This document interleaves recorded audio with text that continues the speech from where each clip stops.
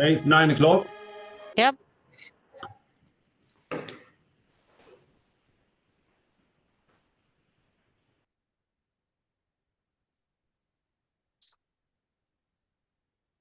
Please, Elisabet, you start.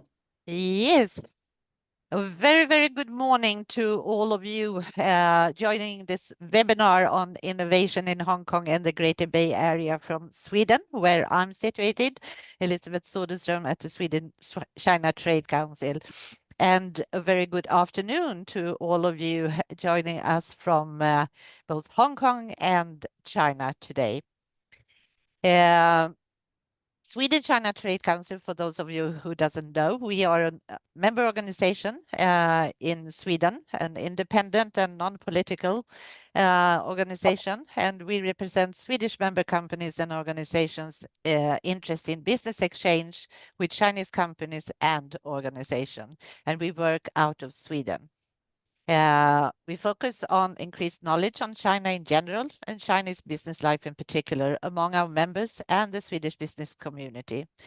And we strive to better support business relations and cooperations for our members. And we are very proud to be here today together with the Swedish Chamber of Commerce in Hong Kong, as well as the Hong Kong Chamber of Commerce in Sweden, and also Invest Hong Kong.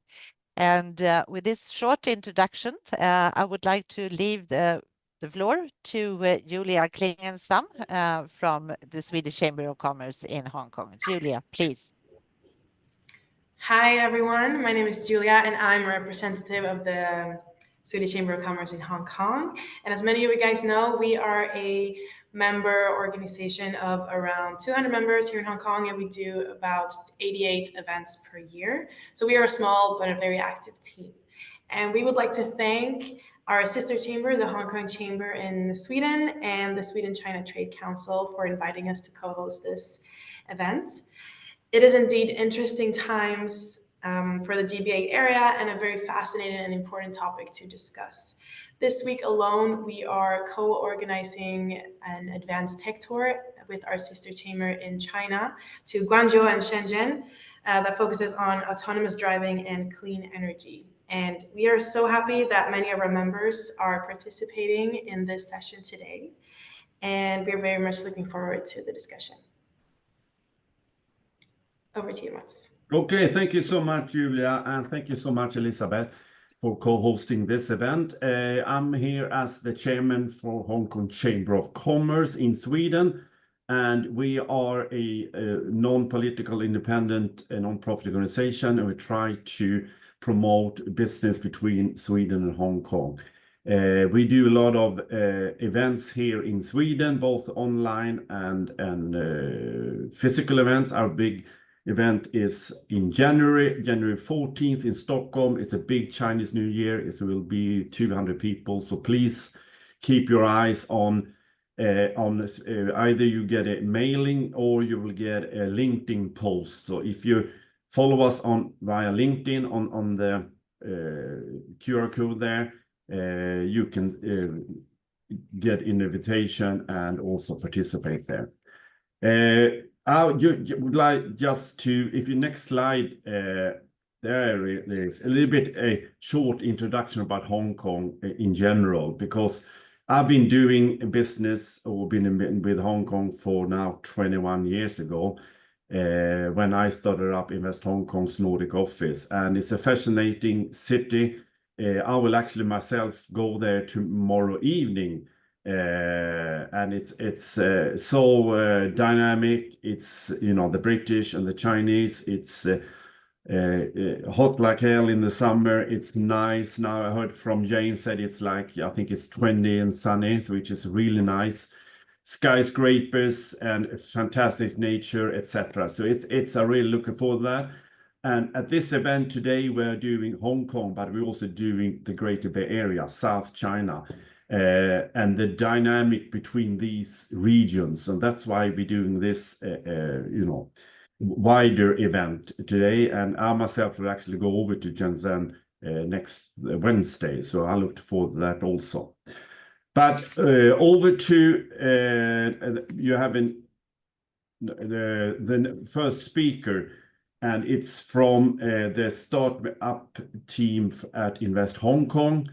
And my colleague Jayne, please, over to you. Thank you. Thank you so much for the invitation to actually speak with you all today. It's a real pleasure to be here. My name is Jayne Chan, and I head up the startup team at Invest Hong Kong. And I'm going to spend about 10 minutes or so just to set the stage and basically give you some information about what the startup ecosystem is like in preparation for your subsequent presentations and panel. So if you don't mind, I'm just going to share my screen at the moment. And just tell you a little bit more about the Hong Kong startup ecosystem. So, you know, what makes a good startup hub? I mean, we do have, you know, a very vibrant startup ecosystem here, but to have this very vibrant, you know, environment to nurture and foster innovation and technology, you do have to have fundamental things in place. And for me, the basics are you've got to have access to talent, you've got to have access to funding, and you've got to have access to market. Those are the primary kind of elements that you need to have.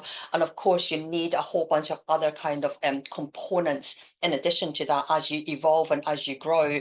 And for Hong Kong, you know, we do have all these different kind of ingredients in place. So for example, if we're talking about the talent side of things, Hong Kong is the only city globally with 5 of our universities in the top 100 QS university rankings in 2024. There is no other location in the world that has that kind of depth and concentration. And it just means that the talent that's coming out of our universities are very, very strong.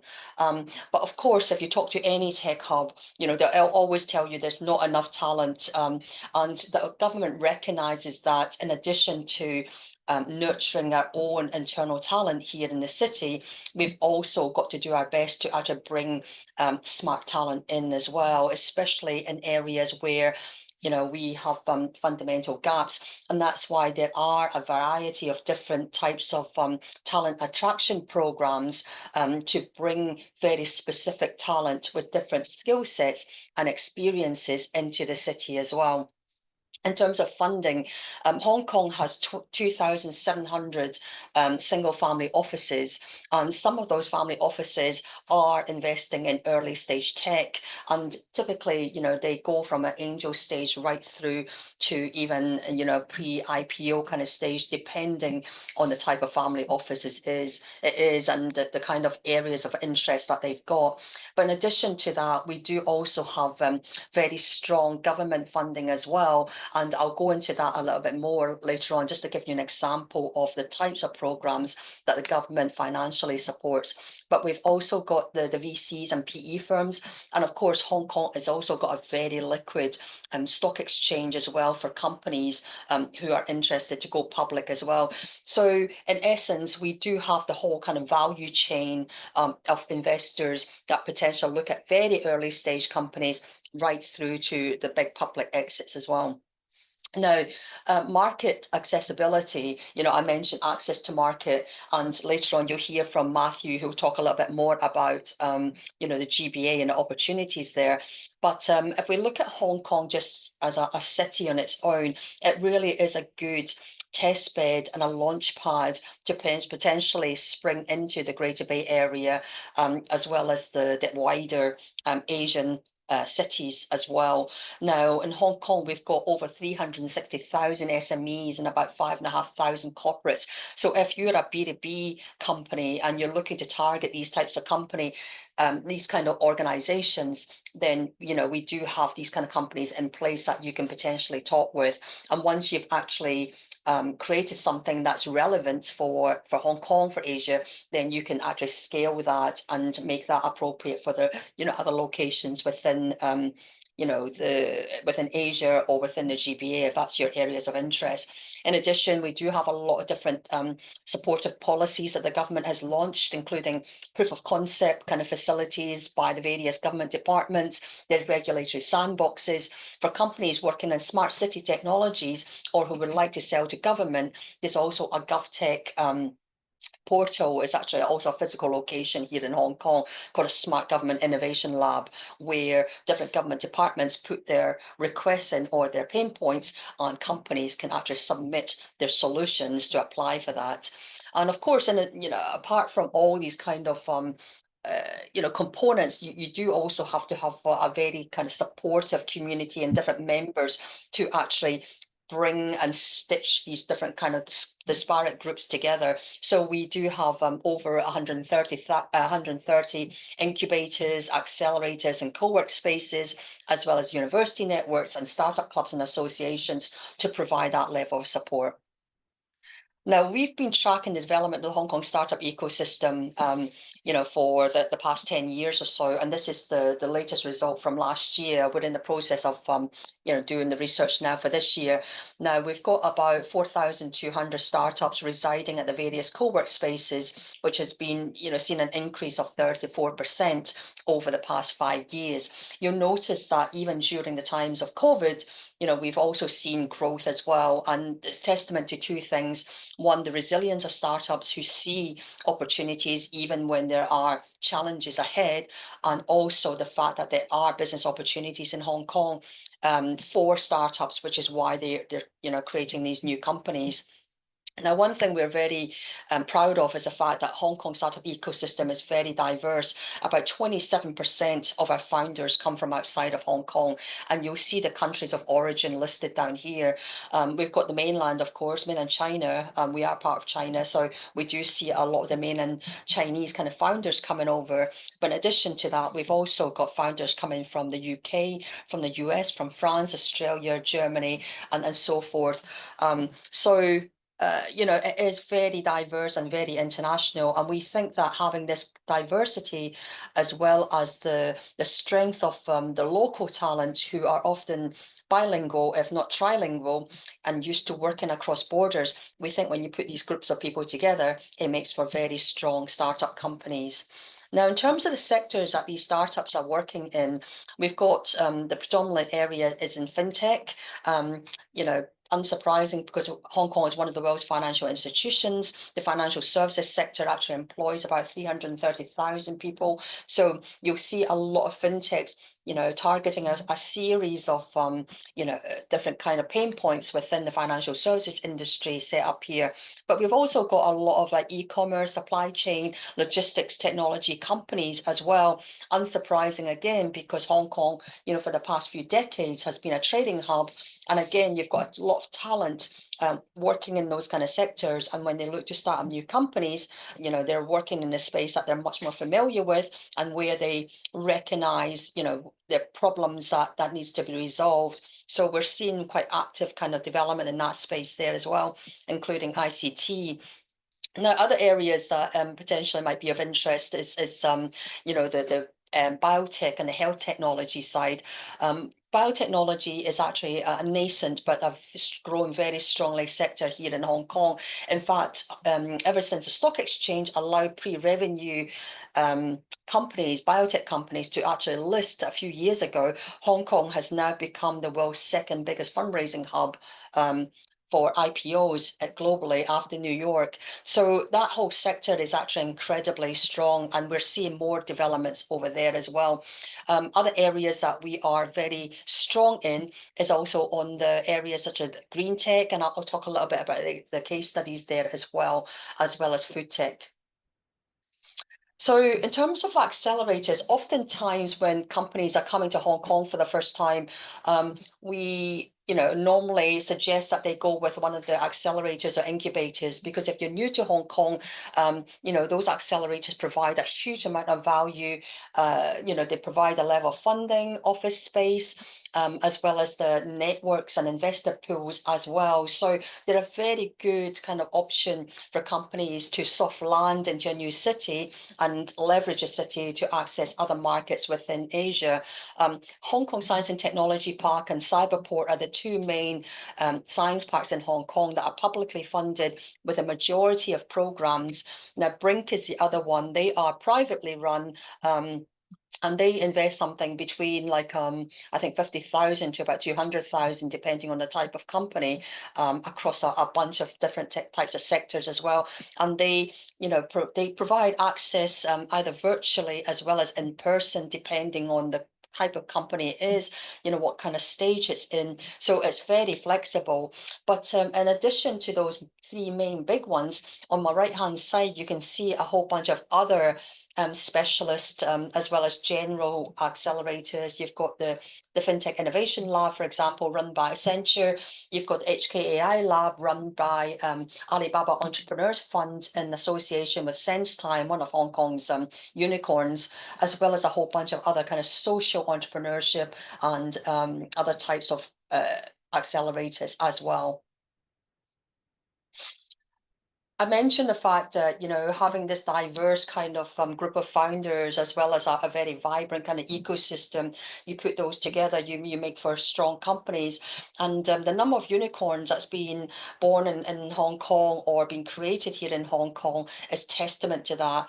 You know, the fact that we are a relatively nascent startup ecosystem where we've been around for about 9 to 10 years, and the fact that we're a small population of 7.4 million people, we've created a number of unicorns here listed here, and it's one of the highest, you know, per capita unicorn creation rate.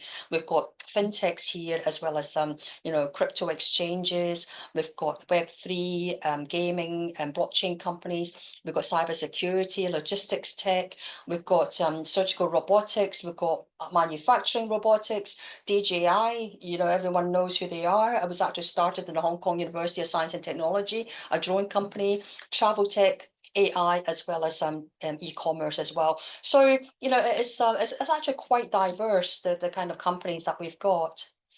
And the recent exits in 2022 and 23 has been Day Cook, which is like a food tech company, another logistics tech company listed on the main stock exchange in 2022, as well as Prenetics, which is a DNA testing platform that was very active during COVID. They were actually the official testing company for the Premier League, if people follow the UK football. So they've done quite well for their NASDAQ listing as well. And if you look at more the funding side of things, you know, there's been a series of different types of funding events happening over the past kind of past like year or so, between 2022 and 2023, and you'll see the amount of funding that was invested, about $3.8 billion US, and the majority of them going into the Series A, so the seed as well as the Series A kind of stage, and then the later kind of stage as well. So, you know, we see mostly the type of action in terms of investments in those kind of stages here in Hong Kong.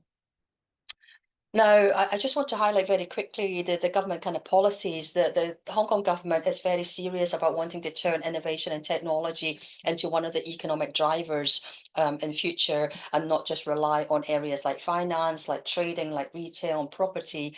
And you know, to basically really support that, it's coming up with policies and as well as funding programs to really try and push this forward. So, for example, there's been a $3.8 billion US co-investment fund that was launched in the 2023 policy address. And in terms of you know, trying to attract really strong and innovative talent to Hong Kong, we've had the setup of a new office for attracting strategic enterprises set up, you know, to provide really targeted and customized support for very strategic tech companies in various kind of sectors, such as new energy, such as AI and robotics, such as life sciences, as well as advanced manufacturing. We've also, you know, got a big push within the climate side. So I mentioned green tech. It's actually hugely important for us.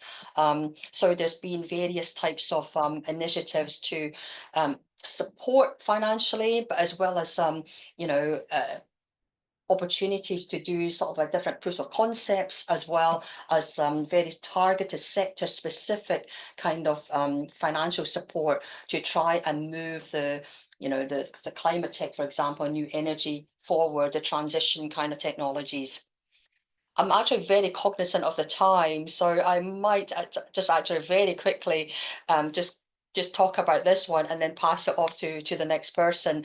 But I know some of you won't be able to see that because there is a lot on here. But it's just to tell you that in terms of funding schemes, there really are lots of some of them are more generic kind of R&D type of funding, and there are other ones that are much more specialized and targeted as well. So for example, if you're looking to do R&D, there's some partnership programs with universities that the government could help you fund, as well as some incubation and that type of funding programs as well for adoption of technology. So we're trying to encourage some of the Hong Kong companies to actually adopt the cutting edge technologies. To try and de-risk that, there's also things like the technology voucher scheme, where the startups clients could potentially apply for funding and have some of that kind of cost, is about 20,000 euros maximum that they can apply for, to offset some of the cost in adopting the latest technologies to upstream their companies and further develop and move them onwards. So lots of different kind of funding programs, and I think I will actually stop here, because otherwise I will go over, and I'll just want to hand it over to the next speaker so they have enough time to cover things. Thank you. Okay, thank you so much, Jayne, and it's so insightful. And of course, I mean, all the participants are welcome to contact you or me or at Invest Hong Kong, etc. So, but and then over to next speaker, also Invest Hong Kong, but for the GBA business development, Senior Vice President, please, Matthew. So good morning and good afternoon, everyone. This is Matthew, also from Invest Hong Kong. So we're actually from the Greater Bay Area team. So we specifically promote the advantages of the developments of the Greater Bay Area to overseas business communities. So I'll give you a brief overview on the Greater Bay Area, and in particular in the innovation technology sectors, how it's going for and what it means to the overseas business communities. So I'll share my PowerPoint as well. Okay.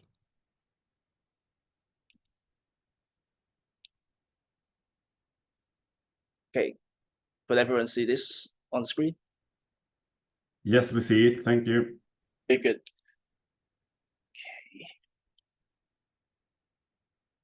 Okay, so a brief background of the Greater Bay Area. So actually, the outline, the development plan promulgated in 2019. So this is the 5th anniversary of the Greater Bay Area. It consists of Hong Kong, Macau, and 9 cities in the Guangdong province, including the more famous ones like Guangzhou and Shenzhen. And actually, it's a vast market, to be honest. We are talking about a GDP of 2 trillion in 2023. And actually, we are creating 1/9 of China's GDP with only 0.6% of the China's land. And on a global scale, if we take a look, if we view that GBA being a single economic entity, it's actually on par with countries like Canada and Italy.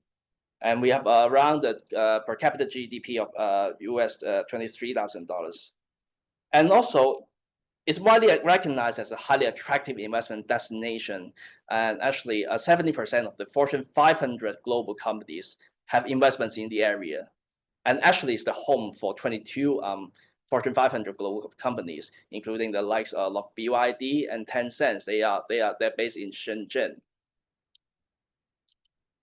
So here's a positioning of each of the GBA cities. Actually, they have a very unique positioning. Say, for example, Hong Kong being an international financial and trading centers, and then Shenzhen, for example, being a Silicon Valley of China, and Guangzhou being the capital and core of Guangdong province with 50+ industrial parks. And also you can find an advanced manufacturing plants for different industries, including the emerging industries and traditional industries across different cities in the Greater Bay Area. So here's a landscape of innovation technology in the Greater Bay Area. So for 5 consecutive years, the Guangdong, Hong Kong, and Shenzhen industry science and technology cluster has been ranked 2nd in the Global Innovation Index. And within the Greater Bay Area, there are 9 national high-tech industrial development zones. So traditionally, these high-tech industrial development zones are the main drivers of the technological advancements of mainland China. And in terms of R&D spending, actually, there are 64.1 billion invested in R&D in 2022. And also we look at the R&D intensity, which means the ratio of the region's GDP versus the investment amount in R&D. For the Greater Bay Area, on average, it reached 3.4% in 2022, which is surpassed Germany and Japan, and getting close to United States at 3.45%. So you can see that innovation is really the high priority in terms of the Greater Bay Area developments in sectors in particular like the ICT, in biomedicine, and also advanced manufacturing, such as like electric vehicles. Also, the Greater Bay Area is now really well connected by high-speed rails and roads and bridges. So you can see that in recent years, the development of the high-speed rails and sea crossing bridges really shortened the traveling distance and time from Hong Kong to other GBA cities. So basically, we come from Hong Kong to Shenzhen, it only takes you 20 minutes by high-speed rail. And even within the other mainland GBA cities, they're very well connected. Say, for example, the Hong Kong, the Shenzhen Zhongshan Bridge has drastically shortened the traveling time from 2 hours to 30 minutes. So why? Okay, so basically, GBA being a very, very potential market for overseas business. So why would you want to go to Hong Kong? So one country, two systems is really a main attraction to overseas companies to leverage on our platform and expand into the Greater Bay Area. So we maintain our own currency. We have our own legal system under the common law, and it's also the only place in the world with global advantage and China advantage converge in one place. So in particular, there are for Hong Kong companies and overseas companies already landed in Hong Kong. If they want to go to the Greater Bay Area, there are preferential tax policies for Hong Kong-based companies to access in certain cities and areas in GBA. And in addition, they could also find highly experienced business professionals with international and mainland qualification and experience to assist them to expand into the Greater Bay Area. And for overseas staff landed in Hong Kong, so they could apply for multiple entry visas, valid for 5 years to mainland China. And eventually, we just launched the visa-free China card for non-Chinese Hong Kong permanent residents. And also, in particular, the mainland Hong Kong Closer Economic Partnership Agreement, which we call SIPA, is an exclusive free trade agreement between Hong Kong and the mainland China. So basically, if your goods is from Hong Kong, you could enter mainland China without any tax duties. And also here is the latest development of the Northern Metropolis in Hong Kong, which is one of the key initiatives of the Hong Kong government in fostering innovations and deepening collaboration with the Shenzhen in this decade. So there are two parts. One, the Santin Tenopole. So we'll be offering 300 hectares of land for I&T development, so which equivalent to 7 million square meters of gross office space, which is 70 times larger than the current science park in Hong Kong. Meanwhile, we are developing a science technology innovation cooperation zone jointly with Shenzhen on the boundary area, and comprising the Hong Kong Park and the Shenzhen Park. So it serves as a pilot zone for the technology and innovation collaboration between Shenzhen and Hong Kong. It will also be the testing zone for new rules and regulations. And for the Hong Kong part, the first batch of buildings and labs are expected to open at the end of this year and then in early 2025. So the Hong Kong SAR government will continue to adopt an industry-driven approach as its key planning axle for the Northern Metropolis, strengthening synergies with Shenzhen and other GBA cities. Okay, so going further, as I mentioned, if overseas companies wanting to expand in the Greater Bay Area, Qianhai in Shenzhen and Nansha in Guangzhou, they're offering corporate tax reduction for qualified Hong Kong registered companies from 25% to 15%. So the qualified sectors will mainly related to business services and also in for I&T related services and advanced manufacturing. So all in all, you can see it's clear that many overseas companies are leveraging on Hong Kong's international platform for fundraising, and also for use Hong Kong's common law system for IP protection, arbitration, and also to leverage on Hong Kong's wealth of international and mainland talents to conduct R&D. And then they will leverage on the capabilities of mainland GBA cities, say for example Dongguan and Shenzhen, to conduct prototyping, mass production, and of course access to the wider China market. So here's a case study. It is a Wellbeing Digital Limited. It's from Singapore, so it's not a massive global company, but a relatively small size SME. So what they do is they produce earbuds and headphones that could also detect the core indicators like heartbeat or core temperature of a person who is wearing it.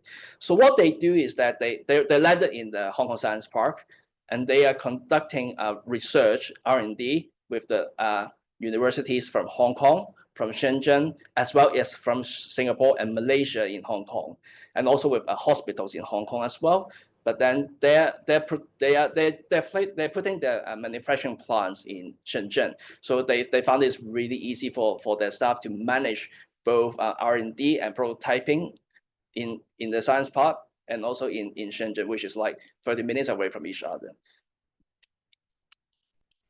So for more information on the Greater Bay Area, please visit our website, Invest Hong Kong GBA website. You'll find more case studies and also the latest policies insights on our website. By all means, if there are any questions, please raise in this webinar. You could also contact me via my email. Thank you very much. Thank you so much, Matthew, and really insightful here. So I really appreciate that. And I also, you've probably seen, I've been listing all the LinkedIn profiles on the speakers. So contact via LinkedIn or email or calling. Okay, then we are, I'm pleased to introduce, we're having the last but not least for this is a panel. And over to you, Björn Wahlström, CEO of Current Consulting Group, and you can take over and introduce the panel. Many thanks, Mats, and thanks to all previous speakers. It's a pleasure to be here as always. Following all that, we've got a panel that's going to help us try and dig into the realities on the ground of the GBA, historically as well as present. All right, so just briefly about myself. So I'm the CEO of Sphere State Group, formerly Current Consulting Group. I've been in China myself since 2001, moved to Hong Kong 2014, but I've been out here in Asia, including a stint in Shenzhen as well as Hong Kong. So I've lived on various sides of the equation that's now the GBA myself. Great. I'm going to bring up the panelists here one by one. I want to start with you, Katarina. You're hello. It's a pleasure to see you as always. You barely need an introduction. You're an award-winning business leader. You're an amazing designer, and you worked with very prominent clients around the region for research and design projects. Now, you've been operating in the GBA for a long time. I wanted you to say something about the early days of starting up in the GBA and operating in the region, and maybe something about what the differences are from that time to today. So I hope you can hear me well. I'm actually just in Shenzhen at the moment, right to it, and I just finished a factory meeting, so I'm on the go. But I hope you can hear me well in this. And I think the difference between now and then was like when I came to Hong Kong and started to be active in this region, that was 2005.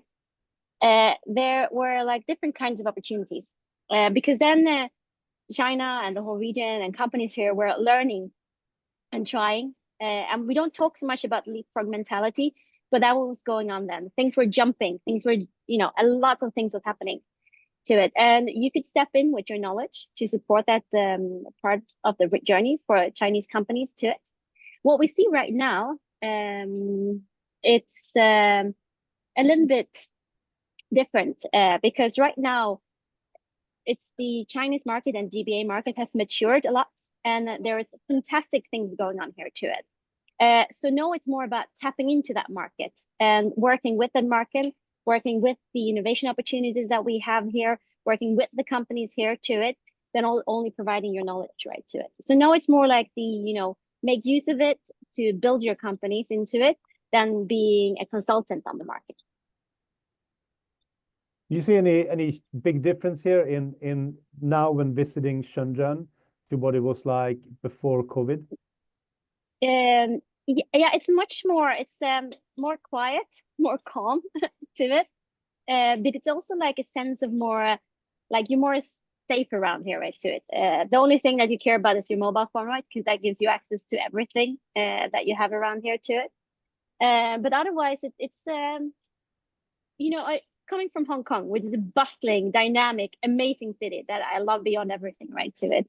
Shenzhen and the, Guangzhou, and so it's more quiet. It's lush in a way that is not was before, right, to it. And I also think that the whole kind of things when China was building in this like shopping complex, the housing areas into it, they are not being used by the people here, right, to it. So it's more somehow it's like more lived in, I would say. Thanks, Katarina. Carl, can I trouble you to come on screen if you're still with us? There you are. Absolutely. Hi. Good to see you, Carl. I'm gonna partially let you introduce yourself here. I mean, you're also well known in the Hong Kong scene. You're active in the Swedish Chamber of Commerce. You're the MD of OK Trade. You work in an area that relates to new tech and at least partially to sensitive information, gathering of data. Can you maybe, introduce briefly what that means practically? So what kind of products you're involved in and some of the difficulties in that? Absolutely, yeah. So I also started out in Sweden back in 2007, I think, importing products from China, selling e-commerce, drop shipping, that thing. And then I came here 12 years ago, I think, worked in the sourcing industry for a while and ran buying offices for European companies here. Initially, when we started OK, it was to meet what we saw as an ever-increasing need for traceability and transparency in the consumer goods industry on supply chain. And now, over the years, we've moved more and more into hardware as well, and of course, using AI to analyze data. And we work now in Hong Kong locally, we work in the construction sector as well, with smart site safety systems and these things. Same concept, really, data tracking and traceability, right? And when you work on a global scale, both within the GBA, but also globally with data, one big challenge is building a system that complies with all the regulations around the world. So we see more and more countries demanding that the data produced there is hosted there, for example. That's something we've had to take height for. And also what kind of data you're allowed to store in each region. And the other end of the tree is, in some places, you are required to store certain things. And that doesn't always jive between the customer and the supplier in the supply chain, what one expects to store and what one is allowed to store. So I would say that's question pops up in my mind here, whether or not the requirements from the two sides are compatible. So you develop a product using this kind of tech that we've talked about in Hong Kong. Is it compatible with requirements in China? It is to some degree, but there are challenges. So for us, for example, it's much easier to have a mainland customer that comes to Hong Kong to enter the Hong Kong market to use our system within Hong Kong, as opposed to if we want to launch the system to be used in mainland China, because then there are some restrictions on what we as a foreign company or foreign-owned company are allowed to store, for example. I wanna get Joel into the game as well. Hi, Joel. How are you doing? Hey, I'm fine. Thank you. Great to see you. So you're an entrepreneur with many years of experience in Sweden as well as in China. You're the founder and CEO of the Techno Creatives, Interplanetary Species, and I think about 25 other companies that you seem to be running at the same time. It's a very impressive list. Not at the same time. You should focus a bit. It's dangerous to do too many things, I think. But over the years, I've been running a consultancy company helping a lot of industry and large like OEMs and banks and financial companies with development and design and strategy and so. But I also started and founded a lot of companies where I founded 4 companies in China so far. 2 is fully owned by us, go ahead, sorry. and 2 is co-founded with Chinese partners. And this is what I wanted to start out by asking you. So you've done the journey, the startup journey, both on the Swedish side and on the Chinese side. Could you say something about the differences and similarities, both in terms of what it's practically like to get a startup up and running, but also in terms of mentality with the people you interact with, you employ, partners between Sweden and China? So I only know the more modern part of China, or at least the business-wise modern part, or mature part of China. And we started up in China, I think it was like maybe 2014 or something, 13, 14. And we started up in Shanghai, of all places, because we had many clients in Shanghai and many head offices were in Shanghai. So we started up, but then we found out after a couple of years that we were traveling more and more to the Greater Bay Area and especially Shenzhen, because this is where you do the actual development. And my experience is many things. One is that it's not that tricky. When I started in China, I got people asked and said like, but that's impossible. You cannot do it. You're not allowed to, but you are allowed to. Like, no, you can't own a company in China, but yes, you can. There is that's not the issue. So you can do it. It's not that tricky. I've been running companies in several countries in Europe and UK and US, and I invested in companies in Africa and now in Asia. And I think China is it's not that big difference from other parts.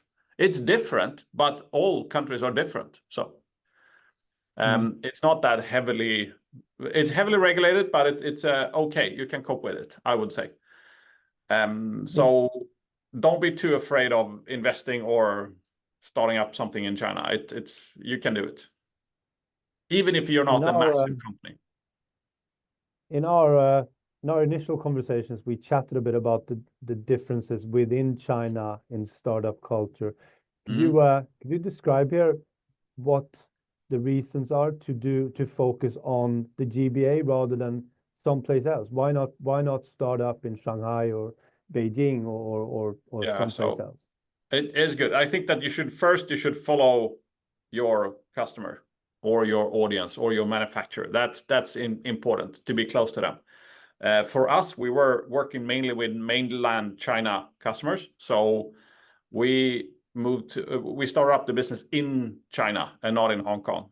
Now it's more, I think, integrated, but a few years ago we were more separated. So it was actually easier if we were trading in the same currency and we were inside the Great Wall and everything like that. That was actually easier for us. China is a big country, like many other countries. And I think China, you should look at China as quite independent, different regions. Which means that if you start a company in Shanghai, it's not by default that you can do everything in Shenzhen. So we actually started a second company in Shenzhen because we had a team in Shenzhen, and at some point we ran into issues with regulation, having the company registered in Shanghai and the office and team in Shenzhen. So we had to start 2 companies. But I also run companies in Chengdu and in Beijing. These are very, very different regions. And I think it's a little bit, you can almost look at it as almost like Europe. It's not different countries, but it's close to different countries. In the mentality, in the food, in the way you do business, even like the stock markets are different, and there is a lot of difference. In regulation, it's different. So you can access the whole market, you can travel around as long as you're inside China, but it makes sense to really look into the region you're gonna move into, I think. Thank you. I think those differences are often underestimated and also often kind of lumped in together. But you're right. The differences really matter. And the mentality differs a lot. Shanghai is a very cool city, but it's a quite harsh environment. It's a lot of business people, and you should always do not always. Of course, this is just a subset of people that I met, but. My experience is that people value doing like a better deal on paper. It doesn't matter if the deal is so good on paper, so it doesn't go through, because you did your work. You did the best deal on paper. In Shenzhen or in the Greater Bay Area, like the mentality is that we need to together produce something. So we need to achieve something together. Otherwise, it's not. We have nothing. So it's much easier, I think, to do actual business with customers and with factories and trade and so in the Greater Bay Area compared to Shanghai. Shanghai is more like Wall Street type of mentality. I wonder if I can get Katarina to chime in on that sentiment on the GBA. What's your views on what Joel was just saying there? I think, yeah, the GBA, I think for me, who's been here for a long time, I still remain, you know, my old contacts in the factories that I started to work out with almost 20 years ago. I'm still invited there, like, even if I wasn't their biggest customers, I maybe was one of the first. And I will still, you know, we will still go out for dinners now and then. And if I have a small project to do, they will support me in this ecosystem, not because it will give them a lot of money, right? But it's like still part of like the mentality of like doing good business will create more business to it. So I think Joel is very much right on that. And I think that's also something, you know, it's a region of entrepreneurs, the Greater Bay Area, and people are here to do business, to innovation, to create something new for themselves. So it is a very dynamic market to it. And I think that, I mean, I always get very happy when I go here because it has this like happy energy to it also, and forward energy that I enjoy to it. Now, Katarina, you're known for your talks about the future. So I have to ask you some questions here about what the future holds for the GBA. Seeing that, if you just take in your views on China and the economy from the newspapers, you might get the view that slowdown, threats of sanctions, or rather trade war type issues are the dominant factor out here. What should we really expect? And what would you tell someone who's considering setting up in this part of the world? What would you tell them that they should expect for the next few years? I would say that now is the opportunity to do it. Because what would you see right now? There's not as many. Sorry, I had to put one of my headphone in here too. There's not as many foreigners left here at all that it was used to be in this area to it. I'm currently right now, I'm in Nanshan, in one of the new open malls to it. And I can't see the economy slowing down right here. It's very intense. People are having after work, walking around, looking at art exhibitions to it. So when you're actually here, there is a little bit of a different picture, I would say, to it. Also among people and the sentiment here to it, right? That people are there's still a willingness to spend, maybe not as much as before, but it's not as slow as the media might think to it. Are there any competitors in the region that we as the GBA should take seriously? I mean, there's talk of Vietnam, Thailand, Malaysia is now coming up more and more frequently in conversation. Do you see any serious competition there? I think when you work with the product and technology and also advanced production right to it, there's not so much competition. Can you hear me well, or is it there a background noise to it? Good. It's fine. Because one of the things that we see here is, I mean, the whole production is very advanced, and I think the people joining the tour with the Swedish Chamber today, right, to it, have seen some really advanced technology going on. And you see that in every kind of factory around here to it, which to a level that you can't really reach in Vietnam or even the Philippines right now to it, even if production is moving there, right? Because the knowledge of the market is so accumulated over years and years and years and years from engineering, technology and everything right to it. So there is not as, you can say that there is competition and there is like, good incentives to set up in Vietnam. There's good incentives to set up in the Philippines. But the whole thing, the knowledge that we have here and the advancements in, the factories. I went to a toy factory today to it. And one of the first things they have when you come in, it's a real-time display of all their injection molds going on, all the productions to it that can be followed real time for everyone in the factory, right? To see that they are on point of things, right, to it. And this is a simple, but it's a toy factory, right, to it. And you see this advancement in like normal standard factories in Shenzhen, right, to it, which is at a very high level, right, to it. And I think that also, of course, increases cost. And cost also will have margin, but to do innovation and development in this region, I don't think there are any competition to it. And that's talking from a product development where I work a lot in, right? Carl, I wanted to turn to you. I mean, feel free to chime into that first if you want to tag on to what Katarina was saying. Yeah, well, I will start actually by agreeing with what Joel said about China being a place of possibilities. We talked earlier about regulations and limitations, but of course that's outside China as well. We deal with traceability in supply chains, and if you look at Europe with GDPR and the Digital Privacy Act, we want transparency from companies, but privacy for ourselves, right? And it's quite hard to do full life cycle analysis of a product if you can't trace it between purchase and recycling. It's just a blank space, right? So there are challenges there as well. And another example where China moved fast, we have going cashless. It's something Sweden used to be a lighthouse example of doing quickly, but I think China took it to a whole new level. So I definitely see. Can I dive into that specific topic? Absolutely. And I mean, this is maybe a bit of a curveball. Feel free to pass on to the other panel members if you want. But how is it that Shenzhen was able to do a change like that so quickly to go cashless, but Hong Kong seems to have made no changes at all? I mean, is that something that you're happy to try and address? That is a great question, actually. I mean, Joel touched on it when he said that they have this mentality in the greater GBA, the Greater Bay Area, of achieving things, right? We need to achieve something together.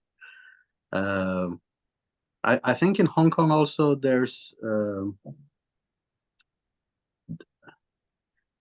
maybe a lot of it has to do with the fact that the cities in the GBA they grew very quickly. They are not necessarily younger historically, but as metropolis areas, they are younger than Hong Kong. So a lot of the way of life is perhaps more dug in and established here. Maybe that's part of why it's a slower transition. I have a feeling Joel will want to comment on that. You have a background in the payment industry. Please go ahead. I do too. I think that this is mainly because Hong Kong is having a lot more tourists and international travel and business travels. And as good as it is with Alipay and WeChat Pay, it is a complete blocker if you don't have it. And it's not systems that is open for foreigners. It's quite complicated to get access to Alipay and WeChat Pay, which means that you're sometimes you're completely blocked out from majority of the vendors in Shenzhen or in the Bay Area. And I think that Hong Kong is having so much travel, so it would just not work to require everyone to install these apps and get an account and try to get it. So due to that, I think that they still stay with cash money. Sorry, Joel, if I may add also, I don't necessarily think it's bad that Hong Kong holds on to cash. I mean, we do have all the digital payment tools now in Hong Kong, and we've seen in Europe what happens when a bank has an outage or there's a power outage or what have you. There are benefits to having a strong cash infrastructure in place as well, like tourism. Now, Joel, I understand that you've actually never seen the use for a Hong Kong base in your own entrepreneurship in Asia. Did I remember that right? Yeah. And if so, why not? Was Hong Kong of no use to you in building your company? I'm sad to say, because I love Hong Kong. I think Hong Kong is one of the most amazing cities in the world. And every time I go to Shenzhen, of course, I fly through, not every time, but almost every time I fly through Hong Kong, and I spend a day or two in Hong Kong because it's an amazing city. I've been working with Chinese coworkers, and I've been working with also Chinese OEMs and so. And at least in the beginning, it was quite tricky to get my Chinese coworkers to Hong Kong. So Hong Kong would actually be I don't know the situation right now, but for 5-10 years ago, Hong Kong was actually a bit of a blocker for some Chinese parts. So if you had your office in Hong Kong, I couldn't get the staff to my office. So that was one thing. The other one was that Hong Kong, I think, is a great port between China and the world. For our business, we had to open up in China. And if you're in China and in Europe, you don't need a port in the same way, in the same sense anymore. So for us, unfortunately, it didn't make sense to open up in Hong Kong, because I love the city. I'm glad to hear that. We've got some questions from the audience. So I mean, thank you first of all three of you for sharing these stories. I wish we had more time to dive deeper on all fronts. But let's open up to the audience questions here. Eric, who's your question for, please? All right, thank you. Can you hear me? Yep. Yeah. Just a short introduction. Eric's my name. I'm also associate with Chamber of Commerce here, China Chamber of Commerce Sweden, together with Mats. Going to Hong Kong also next week. Excited. Thank you for our great panel discussion. I'm doing some sourcing myself in the beginning of 2000. At that time, it was really the quality checking is an important issue. But now, what I sense that the China competitive edge is more both on the low cost side and also the high percentage of technology component. So my question is, would the quality control on checking still an important bottleneck for China sourcing at the moment? It's up for grabs, this question, guys. Who wants to take it? Well, I can give my perspective, having seen how quality grew exponentially over the past 2 decades in China, and how manufacturing became more automated and so on. I don't think quality is the primary concern anymore. I think now it's much more on, it depends on where your end consumer is. So if you look at Europe, for example, which is what I know most about, but every year you see more and more legislation surrounding sustainability, for example. So one of the latest is the carbon border adjustment mechanism, where you need to track the energy consumption during manufacturing of certain goods.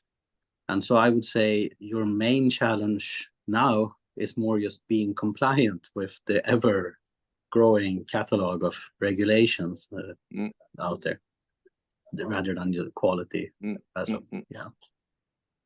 Thank you. So is Europe still a major, one of the key export market? Does that see that the South Asia becoming more important?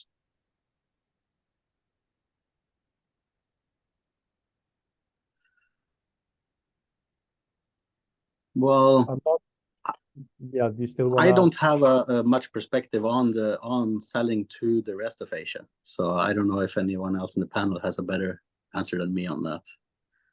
I think Europe remains strong on the type of products that China has grown good at, the high tech, the advanced tech products.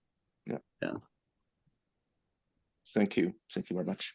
Thanks, Eric. Appreciate it. We're almost out of time here. We do have perhaps a few last minutes if there's further questions from the audience.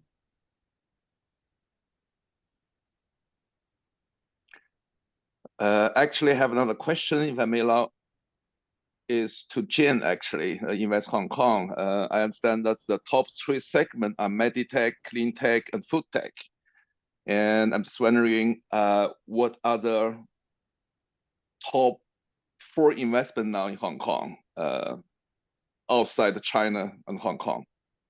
It's from Mid East or America, or just get an idea of the investment stream outside Hong Kong to Hong Kong region. Okay, let me try and understand. There's 2 parts to the question. You're asking me what the kind of top sectors are here in Hong Kong, and then secondly, where the majority of overseas investors into Hong Kong are coming from. Are those the questions? Yes, correct. Yeah. Okay, so I think in terms of like top and so like startup sectors in Hong Kong, you know, the ones that you mentioned really are the potential upcoming growth areas. But if you look at where the majority of startups are working in, we're still talking about fintech, we're still talking about logistics technology / kind of e-commerce, we're talking about ICT, which is you know, more to do with enterprise kind of software, SaaS platforms, that kind of thing. And then the 4th sector, it's you know, we've got I think it was education technology, which really grew during COVID as it did in other locations. Now, in terms of investors into Hong Kong startup ecosystem, of course, you know, Hong Kong itself, we've got the various kind of investors I mentioned, from, you know, from the angel investors to the family offices to the VCs and the PEs, and you know, that are based here. But in terms of funds coming from outside of Hong Kong, you know, we're talking about still predominantly in you know, mainland Chinese investors are investing into Chinese tech here, into Hong Kong tech here, but we also see quite a lot of activity from the Americans, although of course with geopolitics being at play, that has reduced somewhat.